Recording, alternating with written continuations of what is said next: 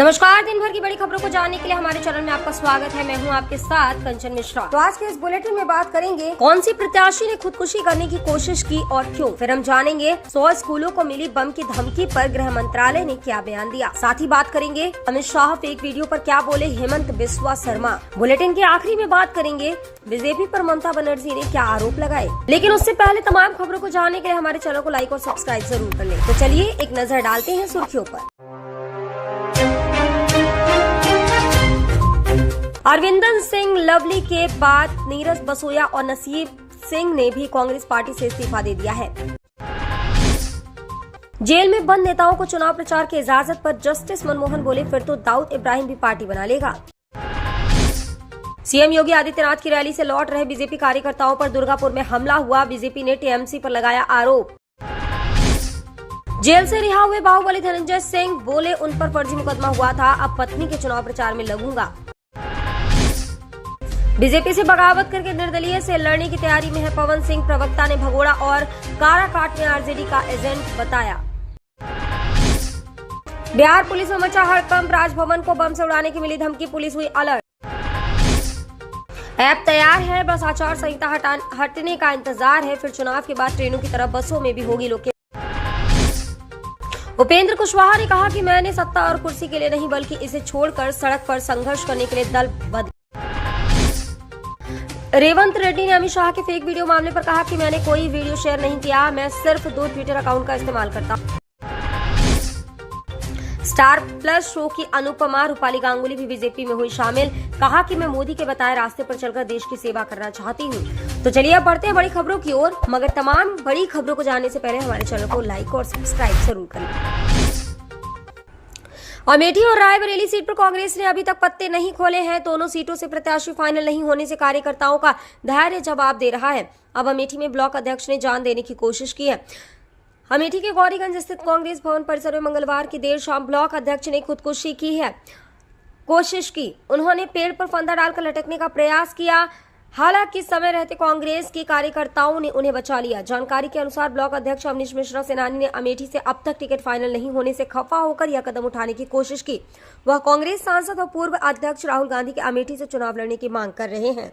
इससे पहले अमेठी लोकसभा सीट पर कांग्रेस के प्रत्याशी को लेकर निर्णय न होने से कांग्रेस के पदाधिकारियों और कार्यकर्ताओं का धैर्य जवाब दे गया।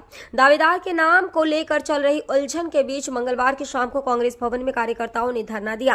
कांग्रेसी अमेठी मांगे गांधी परिवार, राहुल गांधी या प्रियंका गांधी का नारा लगा रहे थे।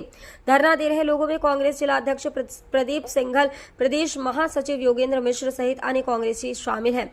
बता दें कि अमेठी से भाजपा प्रत्याशी स्मृति ईरानी ने सोमवार को नामांकन दाखिल कर दिया है। कयास लगाए जा रहे हैं कि सीट पर गांधी परिवार का ही कोई सदस्य चुनाव लड़ेगा, लेकिन अभी तक घोषणा न होने से कार्यकर्ताओं का धैर्य अब जवाब देने लगा है।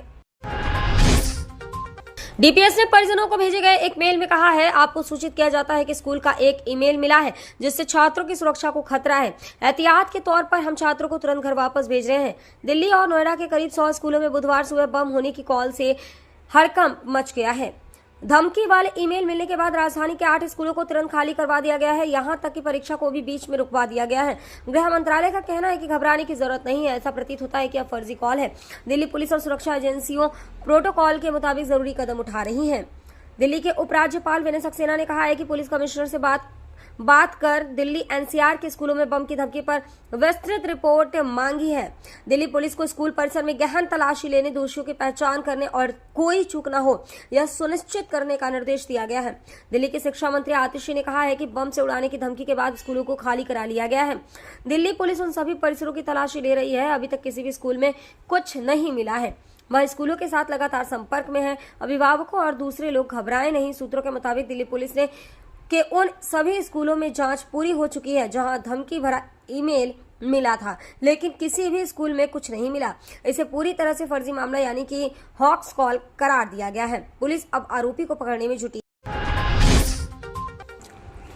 लोकसभा चुनाव 2024 में बीजेपी ने 370 सीटें हासिल करने का टारगेट रखा है और इसे हासिल करने के लिए पार्टी दक्षिण भारत से लेकर पूर्वोत्तर के राज्यों में पूरा जोर लगाकर चुनाव प्रचार कर रही है।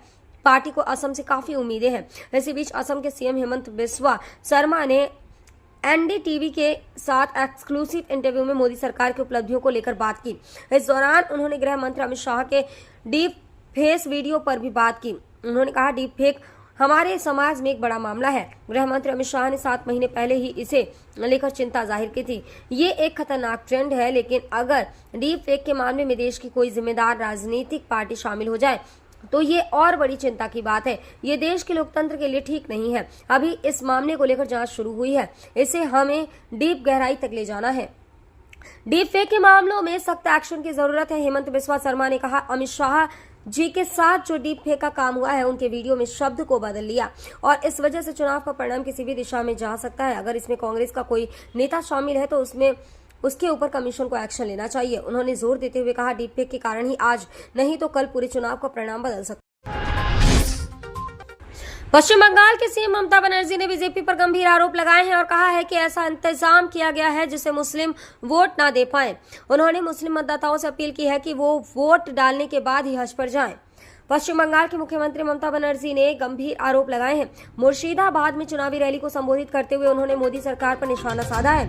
ममता ने आरोप लगाया है कि वोटिंग का बंदोबस्त ऐसे हुआ है जिससे मुस्लिम वोट ना दे पाए। इस दौरान ममता ने हज यात्रियों को भी शुभकामनाएं दी हैं। ममता ने जनता से अपील करते हुए कहा है कि अपना वोट देकर हज को जाइए। इन लोगों ने ऐसा इसलिए किया है जिससे मुस्लिम वोट ना कर पाए। सीएम ममता बनर्जी ने मंगलवार को दावा किया है कि लोकसभा चुनाव के पहले 2 चरणों में मतदान प्रतिशत में गिरावट ने भाजपा को डरा दिया है। यह भाजपा नेताओं की बॉडी लैंग्वेज से स्पष्ट है। सीएम ममता ने मंगलवार को मालदा में एक चुनावी जनसभा को संबोधित करते हुए कहा भाजपा को भारत निर्वाचन आयोग से जानकारी मिली है कि मतदान प्रतिशत में गिरावट आई है, इसलिए वे डरे हुए हैं। उन्हें एहसास हो रहा है कि प्रधानमंत्री के नाम पर जनता की अपील अब पहले जैसी नहीं रही, इसलिए उनके सुर काफी हद तक नरम हो